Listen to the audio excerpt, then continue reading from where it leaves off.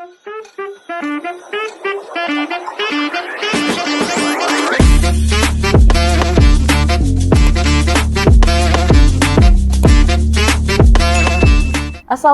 warahmatullahi wabarakatuh. Halo Sobat Genbi, gimana kabarnya? Senang rasanya kali ini kita bisa berjumpa dalam Gen Bincang. Genbi Tegal, bincang-bincang. Pada kesempatan kali ini, saya, Fadina Amelia, akan menemani Sobat Genbi selama beberapa menit ke depan dengan topik yang pastinya nggak kalah seru. Penasaran? Yuk kita ikuti bersama.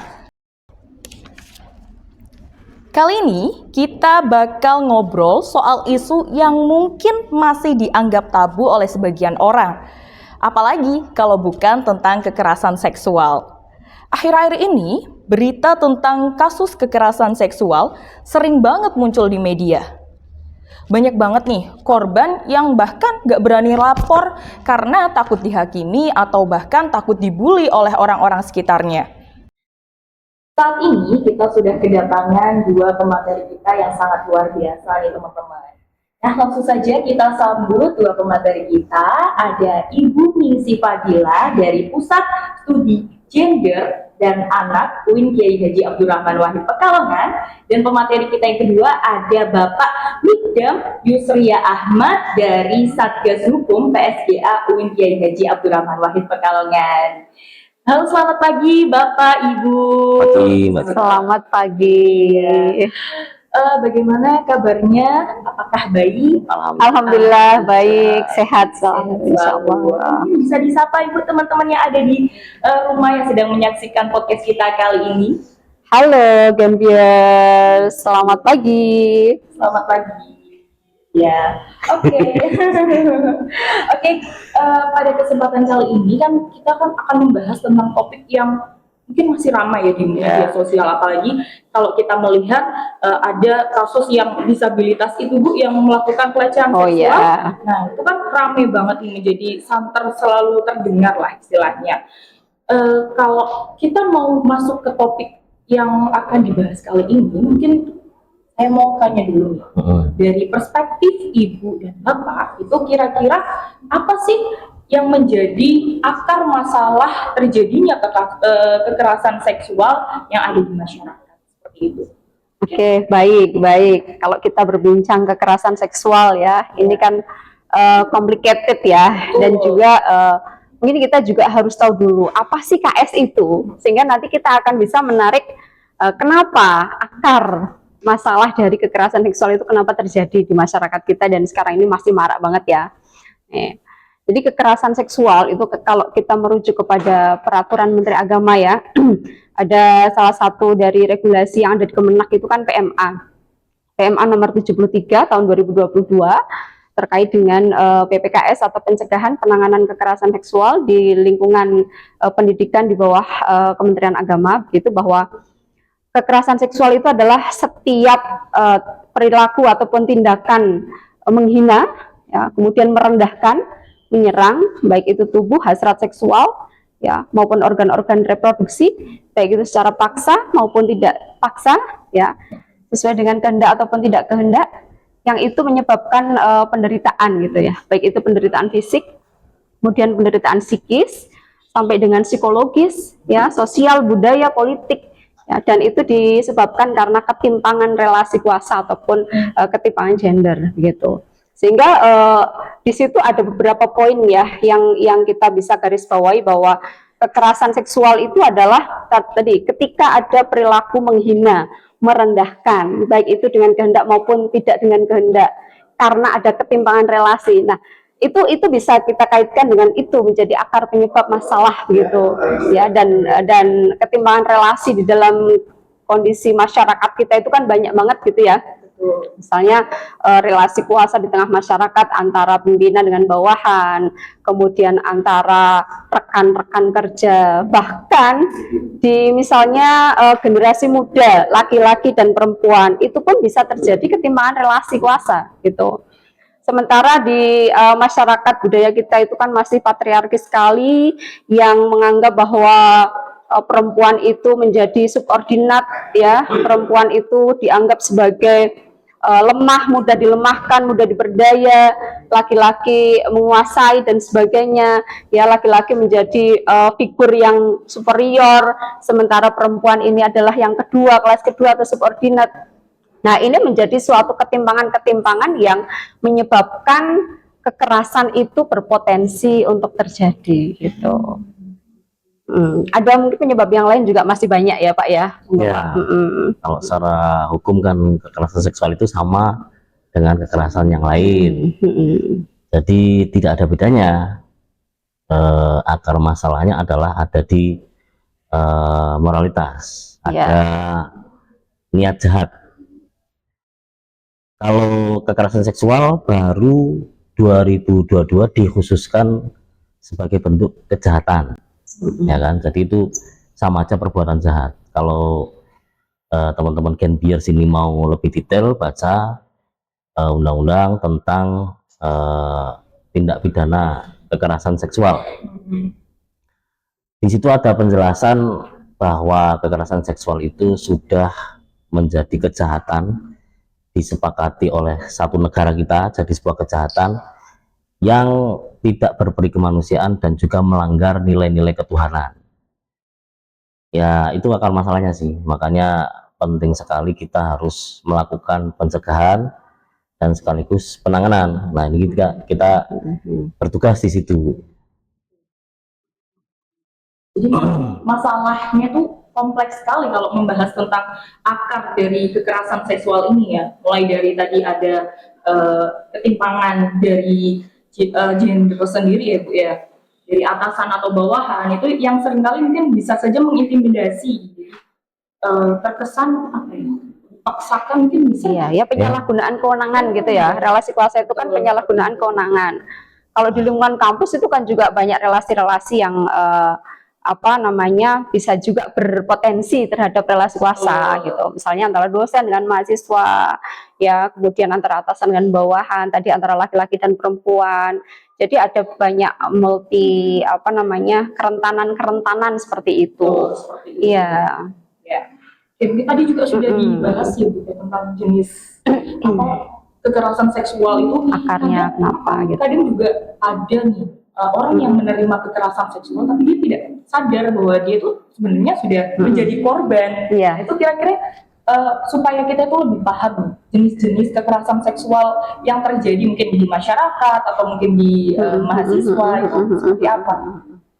Kalau secara umum kekerasan seksual itu bisa fisik ya, bisa verbal, fisik, non fisik maupun dan atau melalui media sosial dan teknologi gitu. Dari keempat jenis itu kemudian maka ada banyak turunan-turunan jenis-jenis kekerasan seksual yang lain. Kalau tadi dikaitkan dengan pertanyaan Mbak Dina ya tentang banyak orang yang nggak sadar, itu kan banyak sekali memang salah satu jenis kekerasan seksual yang seringkali dinormalisasi ya atau dianggap wajar. Bahkan orang-orang cenderung permisif begitu, menganggapnya bahwa itu biasa aja. Contohnya misalnya catcalling. Ya, catcalling. Ketika di kerumunan, di situ ada laki-laki yang berkerumun, terus ada perempuan lewat, terus dicuit-cuitin begitu ya. Iya, cute. Itu seringkali dianggap wajar begitu ya. Terus kemudian candaan lelucon-lelucon seksis gitu ya, yang menjadikan bahwa objek tubuh menjadi bahan candaan begitu. Terus kemudian nge-share misalnya di WA group, nge-share tampang ataupun wajah perempuan, terus kemudian yang lain membalas dengan gaya lelucon-lelucon yang seksis. Itu seringkali bahkan mungkin terjadi di banyak kita temukan gitu loh ya. Kehidupan sehari-hari sering terjadi dan itu dianggapnya rata-rata menganggapnya bahwa itu wajar. Kalau misalnya kita kemudian merespon ataupun kita tidak menerima dengan candaan itu seringkali dianggap lingkungan itu baperan gitu aja kok marah misalnya ya, malah justru kita yang disalahkan gitu loh, padahal itu budaya KS yang seringkali dinormalisasi begitu ya. Itu lebih ke ya masuk ke pelecehan gitu, pelecehan verbal ya. Namanya rape culture Bu ya. Rape culture, iya, budaya perkosaan. Jadi ada dominasi misalnya laki-laki dengan perempuan, kakak, adik, orang tua, anak. badan besar dengan badan yang lebih kecil misalnya, itu kalau melakukan kekerasan ada kecenderungan kalau misalnya orientasinya seksualnya ini tidak kayak normal orangnya ya, ini punya kecenderungan untuk melakukan kekerasan. Ya. Ya, Termasuk juga gaya relationship muda-mudi ya, dating relationship itu ya, yang seringkali juga berujung kepada kekerasan dalam pacaran. Tetapi rata-rata terkadang tidak mengetahui ataupun tidak menyadari bahwa ternyata dalam hubungan relasinya itu toksik, terjadi kekerasan di dalamnya karena unsur manipulatif gitu ya, dan bahkan rata-rata itu orang permisif gitu, menganggapnya itu wajar ya. Dan sebenarnya itu sudah masuk KS dan bahkan menjurus kepada perilaku seksual beresiko. Ya, misalnya touching ya, memegang tangan, touching itu dianggap hal biasa. Lah, itu bisa menjadi pintu masuknya bentuk-bentuk manipulasi, bentuk-bentuk diskriminasi ataupun bentuk-bentuk kekerasan di situ dari mulai itu, touching, kissing dan sebagainya ya. Jadi yang perlu ditekankan tidak hanya kekerasan fisik, ada juga kekerasan non fisik ini misalnya merendahkan martabat seseorang karena seksualitasnya, karena dia punya alat reproduksi yang berbeda ya kan, misalnya kamu jangan hamil misalnya kan, aborsi saja, ini kan pemaksaan karena kita belum siap punya anak atau kita belum siap untuk menjalin hubungan yang lebih serius. Ada di tindak pidana kekerasan seksual, ada misalnya pemaksaan sterilisasi, pemaksaan perkawinan. Nah, ini kan nggak pakai kekerasan tapi hanya melarang, memaksa. Terus misalnya ada juga pembiaran, melihat ada kekerasan seksual tapi kita malah misalnya nonton misalnya tapi tidak melakukan apa-apa dan diam saja itu, dan itu menjadi budaya. Ada namanya budaya hukuman yang bernuansa seksual misalnya, itu juga bagian dari hukuman memberi hukuman tapi bernuansa seksual. Misalnya kalau kamu tidak mengumpulkan tugas, cium bapak dulu, gitu ya. Artinya dalam misalnya hubungan pacaran ini, itu juga tadi disampaikan Bu Ningsih, ada manipulasi. Manipulasi itu tidak ada ancaman, tidak ada kekerasan, tidak ada paksaan, tetapi karena dimanipulasi kemudian secara seksual, misalnya dirayu, rayu itu manipulatif banget ya. Saya sayang sama kamu jangan sampai sakit, sudah di sini aja sama saya, pulangnya besok misalnya kan. Tapi di situ kan terjadi manipulasi, dimanfaatkan untuk merendahkan martabat siapa, sebagai perempuan atau sebagai laki-laki. Korban tidak hanya bisa laki-laki ya. Itu misalnya. Saya sempat nonton di sosmed, itu ada kekerasan seksual yang dialami oleh seseorang yang memvideokan dirinya dengan seorang bapak-bapak. Jadi, Mas pulangnya mana? Tapi sambil dilus-lus. Laki-laki sama yang merekam laki-laki. Yang merekam itu merasa dilakukan kekerasan seksual, mengalami kekerasan seksual gitu. Nah, ini kan hal-hal yang perlu kita jaga, dan kemudian kalau mengalami ya harus ada solusinya begitu, Mbak Dina. Ya, termasuk juga eksploitasi seksual, perbudakan. Jadi perlu digarisbawahi bahwa kekerasan seksual tidak hanya penetrasi ya, tidak hanya pemerkosaan atau pencabulan yang umum kan dimaknai bahwa kalau mendengar KS itu identiknya dengan pemerkosaan, pencabulan, padahal ada banyak bentuk gitu ya. Dan yang paling sering terjadi itu yang jarang bisa dihindari itu di digital, melalui sosmed. Melalui sosmed ini kan ada sosmed umum, ada sosmed pribadi ya. Misalnya dikirimi gambar-gambar yang tidak pantas, disuruh mengomentari misalnya, itu juga sama. ada yang nggak berkenan kan dikirimi gambar seperti itu misalnya kan, Ya. atau mengedit gambar temannya ya kan dengan tubuh orang lain. Ya, itu. Iya, Iya.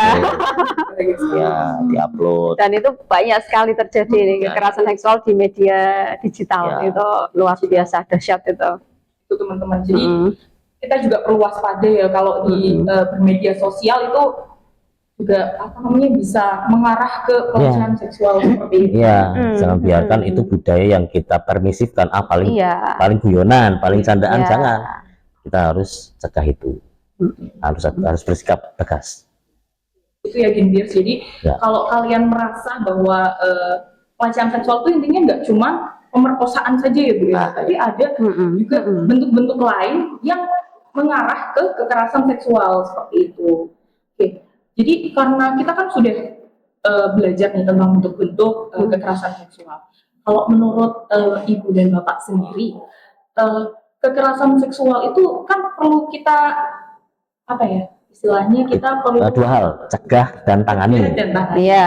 Kan mencegah kita perlu dengan pemberitahuan atau istilahnya itu kita mencari informasi, kita belajar terkait kekerasan seksual. Nah, itu kira-kira perlu ditanamkan sejak kapan sih Bu? Oke, ya ini ada kaitannya dengan sexual education ya, pendidikan seksual. Nah, kalau bicara tentang pendidikan seksual itu sebenarnya ada bab sendiri nih, panjang juga ceritanya ya. Tapi intinya adalah bahwa pendidikan seksual itu harus ditanamkan sejak sedini mungkin. Karena usia 3 tahun sampai 5 tahun itu kan sebenarnya anak itu sudah harus mulai diajarkan toilet training.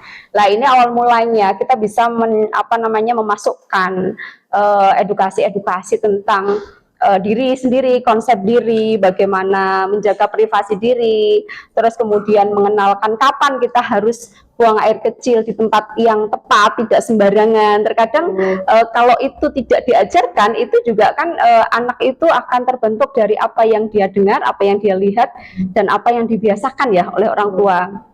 Nah, itu bisa kita mulai dari situ. Dan kemudian yang berikutnya adalah kalau sexual education itu tidak hanya membahas tentang reproduksi saja, kesehatan reproduksi atau kaitan dengan biologi saja. Sebenarnya itu adalah komprehensif. Makanya sekarang itu ada istilah comprehensive sexual education ya, dan juga kaitannya dengan relationship. Nah, di situ karena apa? Karena ketika kita berbicara pendidikan seksualitas itu satu konsep diri harus kita tanamkan, bagaimana dia bisa menjaga diri ya, jadi safety skill gitu, safety skill, bagaimana keterampilan untuk menjaga diri, kemudian konsep diri tentang batasan-batasan tubuh ya, terus mana sentuhan aman dan yang tidak aman, terus dia tahu mana tubuh yang privasi dan juga yang tidak gitu, boleh dilihat orang lain dan tidak, batasan aurat ya kalau kita berbicara masalah Islam ya. Itu juga harus ditanamkan sedini mungkin, termasuk juga tidak hanya kaitan dengan kesehatan reproduksi, terus menjaga hubungan juga dengan lawan gitu, lawan jenis, bagaimana relationship itu bisa dibangun secara sehat, khususnya kalau kita masuk ke usia sekolah dasar. Usia sekolah dasar itu kan banyak riset mengatakan bahwa menstruasi pertama sekarang itu kan sudah mengalami kemajuan usia ya, usianya sudah maju begitu. Kalau dulu mungkin rata-rata SMP ya, kalau sekarang itu SD kelas atas ya, usia kelas 4, usia kelas 5 ya, itu sudah mulai menstruasi. Dan disitulah maka perlu comprehensive sexual education itu ya sejak dia mempersiapkan usia balik, namanya kan akil balik ya. Nah, tidak hanya balik ini akan konsekuensinya secara syariat fikih itu jelas ya, dengan ibadah dan sebagainya, mengenalkan toharoh dan sebagainya, tetapi juga ada akil, pengetahuan tentang sexual education itu yang kemudian harus ditanamkan juga kepada anak usia sekolah dasar itu ya. Gitu. Boleh ditambahkan dari perspektif hukum Islam ini. Ya hukum umum lah. Iya. Dibutuhkan semua orang ya. Kalau saya pencegahan itu harus diawali melalui etika bersama. Akhlak ya. Beda Bu, kalau menurut saya etika itu lebih ke adab. Ada. Akhlak itu kan tertanam di diri, kalau Iya. etika itu dilaksanakan bersama. Mm-mm. Artinya yang menentukan perbuatan yang boleh atau tidak boleh kan tidak hanya diri kita, tapi Iya, norma bersama. Iya.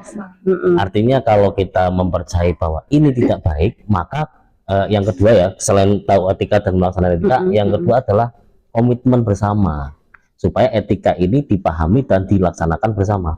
Nah, pendidikan seksual itu masuk di dalam etika itu. Tapi saya menarik lebih luasnya ke etika supaya ya hidup sebagai manusia kan nggak mau saling melakukan kejahatan, melukai orang lain, ya harus niatkan untuk memanusiakan manusianya. Manusia. Dan tentunya kita di Indonesia kan kita punya Tuhannya. Artinya kalau kita masih menemukan ada banyak kekerasan seksual, ini saya masih bertanya ini ya, ini pertanyaan agak nakal ini, Tuhannya ini pada kemana? Apakah ada di hati masing-masing manusia ya kan? Apakah sudah hilang? Apakah masih mengedepankan hawa nafsu ya kan? Ya ini yang harus ditanamkan sejak dini betul melalui pendidikan dari keluarga, kemudian di lingkungan kita sehari-hari sesuai dengan level umur atau lingkungan masing-masing ya, harus ada teman-teman yang komitmen. Di kita itu ada istilahnya peer counseling. Ya. Jadi teman sebaya. Kalau pencegahan itu dilakukan menunggu ada korban, ini kan namanya bukan pencegahan. Tetapi ketika ketika ada sosialisasi atau misalnya diskusi bersama, ini kan tidak harus pakai situasi formal. Nah, teman sebaya inilah yang saling menguatkan untuk menjadi etika bersama di masing-masing komunitas. Atau komunitas kecil misalnya satu geng 3 orang misalnya kan, ada dua sahabat misalnya, itu bagus sekali untuk menjadi lingkungan terdekat pencegahan. Karena ya yang kita hadapi, korban itu akan kalau mengalami kekerasan seksual akan bingung kemana mau cerita, ke siapa, takutnya provokatif, takutnya disalahkan, takutnya ditakut-takuti, disebarluaskan. Ya ini pencegahan ini kita mulai dari komitmen bersama untuk melaksanakan etika kemanusiaan, ketuhanan. Nah itu dengan teman sebaya itu jangan formal-formal ya. Jadi harus kalau ada seminar, ada diskusi formal, harus ditanamkan ke masing-masing orang ya kan, kemudian menjadi komitmen bersama aja. Itu Mbak Dina menurut saya. Ya, kalau Mbak Dina pernah mendengar duta gender nggak di UIN Gus Dur? Ya, nah itu bagian dari salah satu strategi ya, yang kemudian upaya dari Satgas PPKS dan juga Pusat Studi Gender dan Anak untuk bisa merangkul para mahasiswa secara lebih luas itu melalui peer group gitu, peer counseling teman sebaya. Kita membuka wadah dengan pengaduan itu melalui mereka gitu. Ada duta gender. Kemudian kita juga punya UKM Sigma ya, unit kegiatan mahasiswa yang Pusat Studi Gender Mahasiswa. Kemudian kalau di tingkat fakultas itu ada HMPS ya, Himpunan Mahasiswa Prodi, itu di dalamnya ada divisi advokasi. Nah, harapan dari kami ada beberapa yang sudah kerjasama dengan PSGA di divisi advokasi itu, mereka tidak hanya mengadvokasi persoalan akademik, ya, persoalan banding UKT misalnya begitu, tidak hanya itu, tetapi juga membuka ruang untuk menjadi wadah pengaduan jika ada teman-teman di lingkungan sekitar fakultasnya itu mengalami kekerasan ataupun butuh bantuan secara psikologis dan sebagainya, itu kami minta untuk membuka wadah itu, dan kita sudah beberapa kerjasama dengan HMPS, salah satunya di Fakultas Syariah ya. Ini dengan dan juga Sigma. Kalau Sigma rata-rata karena meluas ya, ke semua fakultas itu kan ada, jadi itu bagian dari rekan kita, istilahnya kalau di kampus kami menamai menjadi focal point gender. Menjadi focal point gender. Mereka juga para influencer yang diharapkan bisa mengkampanyekan dan mensosialisasikan lebih luas tentang ini, pencegahan dan penanganan kekerasan seksual gitu. itu ruang-ruang yang Bisa apa namanya dimanfaatkan. kita buka, karena kita yakin bahwa melalui teman sebaya itu akan lebih efektif. Ya. Dan terbukti beberapa laporan yang masuk itu ya karena kontribusi teman sebaya Ya, gitu. didampingi temannya. Bayangkan misalnya Mbak Dina menjadi korban begitu ya, ini ya. Jangan sampai ya. Ini Jangan sampai. sampai ya, alhamdulillah ya. Mbak Dina akan lebih nyaman ketika cerita dengan teman atau cerita langsung ke Pak Midam divisi badan Nah, kalau saya hukumnya, kan wajahnya atau kan saya agak ketua serem. PPKS-nya. Itu kan Gemeteran iya ya. kan, ada butuh mental yang cukup Ya. kan ya, gitu. Kadang kan takut karena itu dosen sama mahasiswa itu kembali ke relasi kuasa tadi kan ya, relasi yang jenjang yang agak jauh gitu. Tapi ketika dengan teman, nah nanti teman Ya, ya kita saling menasihati masuk kan ya. iya, sehingga nanti teman membawa kasus Mbak Dina itu menjadi apa ya, membawanya ke tempat pengaduan yang lebih tepat Orang yang begitu. proper. Gitu. Jadi mediatornya ya, bagian dari pintu-pintu kita untuk masuk ke yang lebih expertnya gitu. Gitu ya teman-teman. Jadi teman-teman juga gak usah ragu, barangkali nanti memang jangan sampai tapi ya jangan sampai gitu ya.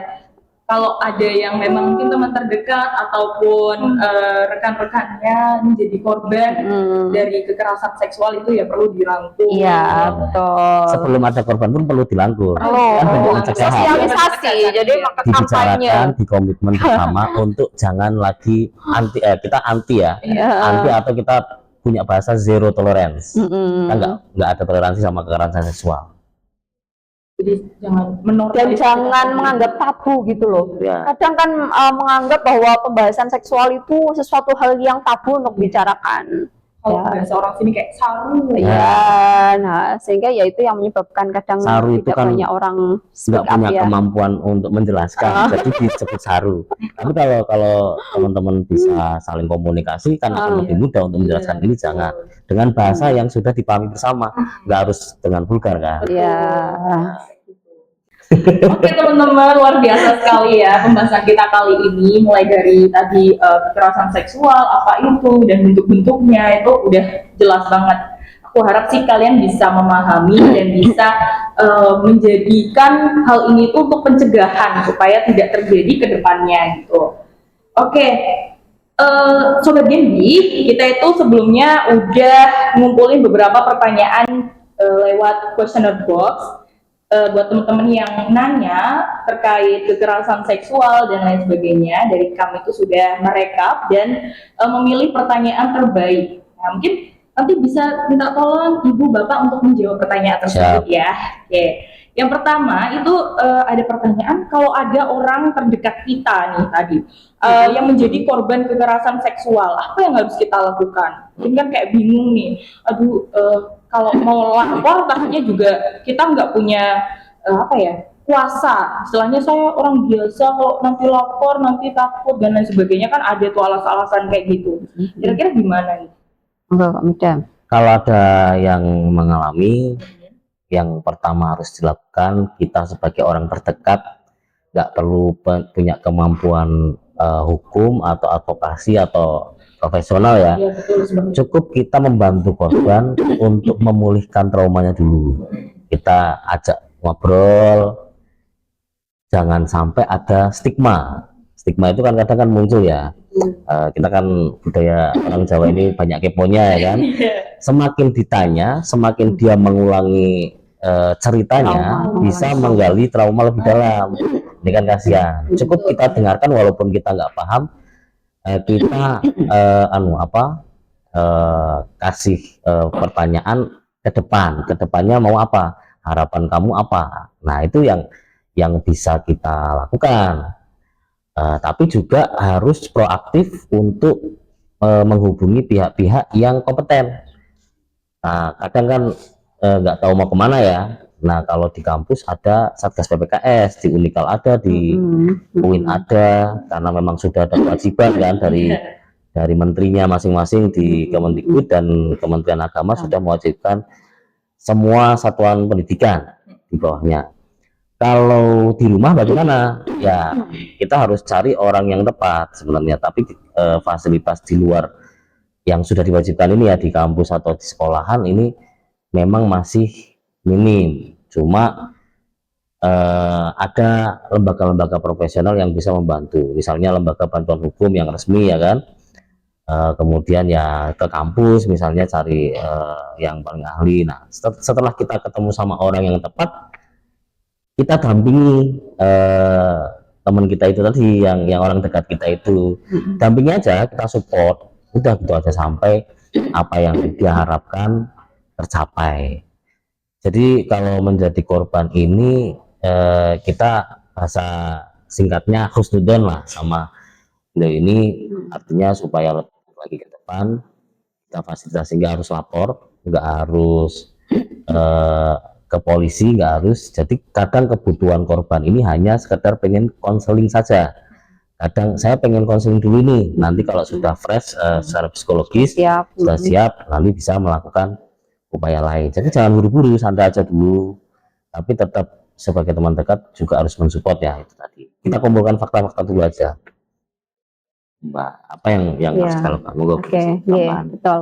Baik, ketika kita mendapatkan ya teman kita misalnya mengalami kekerasan seksual ya, maka yang pertama kali kita lakukan tadi, benar kata Pak Mikdam, jadilah pendengar yang baik dulu ya. Kalau dalam bahasa psikologi ada psychological first aid gitu, pertolongan pertama gitu secara psikologis gitu. Jadi dengarkan dulu dan hindarkan pertanyaan-pertanyaan yang menjadikan dia tersudut begitu. Dan jangan sampai kita juga menjadi pelaku victim blaming atau menyalahkan korban. Kamu sih begini, kamu sih begitu, misalnya perempuan kok pakaiannya sih misalnya begitu. Jangan hindarkan pertanyaan-pertanyaan yang justru membuat korban itu justru semakin terpuruk begitu ya. Jadi dengarkan dulu, jadilah pendengar yang baik dulu. Kemudian kenapa ketika kita menjadi pendengar yang baik itu justru akan membuka ruang bagi si korban itu untuk mendapatkan kenyamanan secara personal gitu. Dia merasa bahwa dia itu tidak sendirian gitu. Ada orang lain yang ikut mensupport. Nah, support system itu yang perlu dibangun sebagai sarana psikologi first aid ini. Nah, tentunya kita juga harus menjaga sebagai teman, kita juga harus menjaga prinsip-prinsip yang harus kita patuhi. Yang pertama kerahasiaan. Nah, jangan sampai kita ember ya. Nah, ini prinsip kerahasiaan kita harus jaga. Kemudian prinsip keberpihakan kita terhadap korban ya. Jadi kita sebagai penolong dia atau sebagai teman curhatnya dia, maka perspektif kita ya kita harus berpihaknya kepada korban ya, jangan kebalikannya atau justru kamu malah berpihak kepada pelakunya dan sebagainya gitu ya. Itu harus dimiliki gitu oleh peer counseling gitu ya, atau teman sebaya yang menjadi penolong psikologi first aid-nya itu. Terus tenangkan dia ya, dan kemudian nanti dorong dia untuk menggali misalnya apa sih yang dia butuhkan tadi, sampai dengan misalnya bukti-bukti apa yang dia miliki. Kalau misalnya dia kok terkena kejahatannya secara fisik, maka kalau boleh bukti-bukti itu jangan kemudian langsung dihanguskan ya. Pakaian-pakaian yang kemudian ada misalnya bercak darah atau bagian tubuh yang terkena sesuatu jangan dihapus ya. Itu menjadi bagian dari bukti begitu. Misalnya ada bukti chat, jangan segera dihapus. Kadang-kadang kita saking takutnya ataupun saking kita shocknya, misalnya tiba-tiba mendapatkan video yang tidak baik misalnya ya, video porno atau tidak senonoh gitu. Kadang kita langsung delete gitu aja ya, sehingga bahkan itu kan sebenarnya menjadi barang bukti yang bisa kita pakai gitu. Maka jangan mudah menghilangkan barang bukti ya. Tapi sebelum ke sana kan tenangkan dulu dia, terus kemudian kita mencari alternatif bagaimana untuk bisa membantu dia. Nah, baru kemudian kita ajak untuk ke tempat yang memang wadah penanganan gitu. Kalau di kampus ya Satgas PPKS begitu ya, ataupun lembaga bantuan hukum juga boleh dan sebagainya gitu. Tentunya nggak mudah Mbak Dina. Jadi korban dan pendamping korban, teman korban itu kadang kalau kita pro korban sama-sama mendapatkan kesulitan. Sama-sama kita wah korban karena perspektif di sekitar kita masih banyak yang menyalahkan korban. Itu yang perlu saya highlight ulang ya. Iya, betul. Jadi kita sendiri juga mengalami banyak kesulitan, misalnya demi nama baik, jangan sampai kasus ini kita sebarkan. Iya. Nama baik keluarga, gimana? Iya, cenderung untuk menutupi perilaku seperti itu untuk supaya tidak tercemar nama baiknya, nama baik kampus contohnya kan, nama baik keluarga, nama baik pelaku. Nah ini kan yang arogansi yang terjadi hari ini, sehingga budaya red culture tadi itu lama-lama nggak bisa dihilangkan kalau terus-terus dibiarkan seperti itu, gitu Mbak. Jadi komitmen bersama, semangat kita. Jadi teman-teman, mari kita berkomitmen. Ya. Ya, memang harus berkomitmen semuanya gitu. Tidak bisa berjalan sendiri. Iya. Satgas hanya berjalan sendiri juga tidak bisa. Memang harus komitmen semua komponen yang ada di kampus, ya, mulai dari pimpinan, semua warga, dosen, teknik, mahasiswa, bahkan OB, satpam, semuanya, semua warga itu harus punya komitmen itu. Iya. Jadi gitu teman-teman, kalian harus paham betul mengenai kekerasan seksual dan bentuk-bentuknya tadi udah dijelaskan ya. Saya ulangi lagi karena memang pembahasan kita kali ini tuh penting banget ya Bu ya. Penting banget untuk kita mengenali lebih dalam lagi terkait kekerasan seksual. Oke Sobat Genbi, nggak kerasa kita udah ada di penghujung episode kali ini. Terima kasih buat Ibu Ningsi dan Bapak Mukdam yang sudah menemani kita untuk berdiskusi terkait kekerasan seksual di masyarakat. Pengetahuan dan wawasan kita jadi bertambah nih terkait tadi kekerasan seksual. Jadi teman-teman nggak nol banget ya tentang kekerasan seksual. Saya harap setelah menonton podcast kita kali ini, teman-teman jadi lebih sadar. Jangan sampai kita, bahkan kalau udah nonton, masa nanti jadi pelaku kan? Jangan jatuh korban lagi. Iya. Ada korban lagi, seperti itu. Terima kasih juga untuk Sobat Genbi yang sudah setia mendengarkan dari awal sampai akhir. Jangan lupa follow podcast Genbi di platform kesayangan kalian, supaya kalian tuh nggak ketinggalan diskusi menarik lainnya. Oke? Terima kasih. Wassalamualaikum warahmatullahi wabarakatuh. Waalaikumsalam warahmatullahi wabarakatuh.